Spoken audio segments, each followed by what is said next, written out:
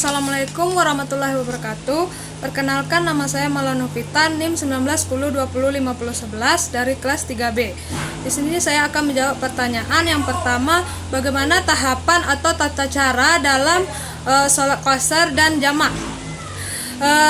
Tata cara sholat qasar dan jamak hanya boleh dilakukan oleh seseorang yang benar-benar dalam kondisi darurat. Jadi sholat qasar yaitu mengurangi atau meringkas sholat. Ada 3 sholat fardu yang boleh diqasar, yaitu sholat zuhur, azhar, dan isya yang berjumlah 4 rakaat. Jadi tata cara untuk sholat qasar ini, yang pertama kita membaca niat sholat zuhur, yaitu usalli fardan asri raka'ataini qasron lillahi ta'ala. Dan selanjutnya takbiratul ihram, membaca doa iftitah, membaca surat Al-Fatihah, surat pendek, dan ruku, iktidal, sujud, duduk di antara 2 sujud, dan sujud kedua dengan tumakninah, dan berdiri lagi untuk melaksanakan rakaat kedua dengan tata cara yang sama.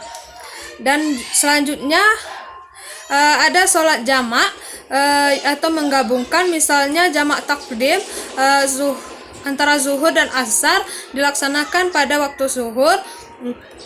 Yang pertama kita membaca niat sholat jamak takdim, yaitu usalli farda zuhri arba'a raka'atin majmu'an bil asri jama'a takdimi lillahi ta'ala.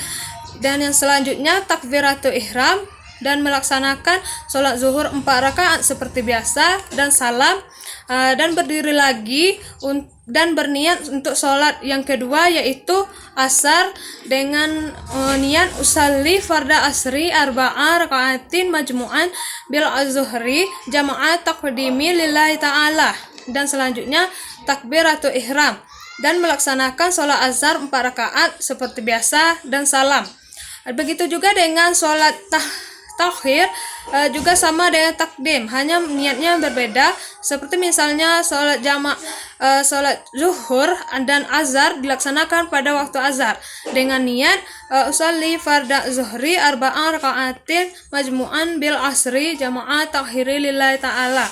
Dan selanjutnya langkah-langkahnya sama dengan jamak takdim.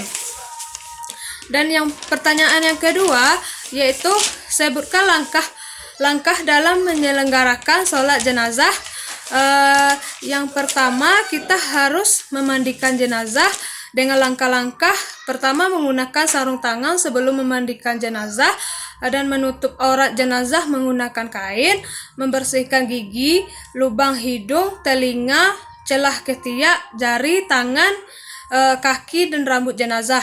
Dan selanjutnya bersihkan kotoran jenazah yang menekan perutnya perlahan agar kotoran dapat keluar, dan menyiram seluruh badan jenazah menggunakan air sabun. Dan selanjutnya membersihkan dengan menggunakan air bersih sambil berniat sesuai jenis kelamin jenazah. Adapun jenis niat untuk perempuan, yaitu nawaitu ghusla adaan azihil mayyiti lillahi ta'ala. Dan untuk laki-laki, nawaitu ghusla adaan hazal mayyiti lillahi ta'ala. Dan selanjutnya siram dan basuh jenazah dari kepala hingga ujung kaki menggunakan air bersih, mulai dari sebelah kanan kemudian kiri masing-masing 3 kali. Dan selanjutnya miringkan jenazah ke kiri untuk membersihkan lambung sebelah kanan bagian belakang, dan kemudian miring ke kanan untuk membasuhkan lambung sebelah kiri bagian belakang.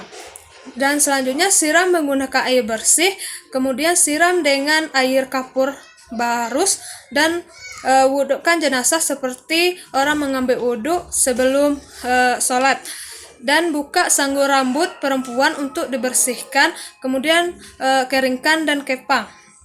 Dan yang terakhir, setelah itu beri wangi-wangian yang tidak mengandung alkohol sebelum mulai dikafani. Dan langkah yang kedua selanjutnya itu mengkafani jenazah. Dan yang ketiga yaitu mensolati jenazah. Dan yang terakhir yaitu menguburkan jenazah. Dan pertanyaan ketiga yaitu apa pandangan tentang pelaksanaan haji dari hasil korupsi. Jadi pandangan saya yaitu hajinya tidak sah karena hukum dari ibadah haji merupakan ibadah wajib dilakukan oleh orang yang mampu. Jadi kalau hasil korupsi sama halnya uang itu bukan hak dia. Jadi dapat disimpulkan bahwa haji yang ia laksanakan tidak memenuhi syarat sah haji. Dan yang terakhir yaitu sebutkan dalil tentang taharah. Yang pertama ada Al-Quran surah Al-Mudazzir ayat 4-5 yang artinya, dan bersihkanlah pakaianmu dan jauhilah perbuatan yang kotor atau dosa. Dan yang kedua ada surah Al-Baqarah ayat 222 yang artinya, sesungguhnya Allah mencintai orang-orang yang bertaubat dan orang-orang yang mensucikan diri. Dan yang ketiga ada Al-Hadis riwayat Imam Muslim yang artinya, Allah tidak akan menerima sholat yang tidak dengan bersuci. Terima kasih.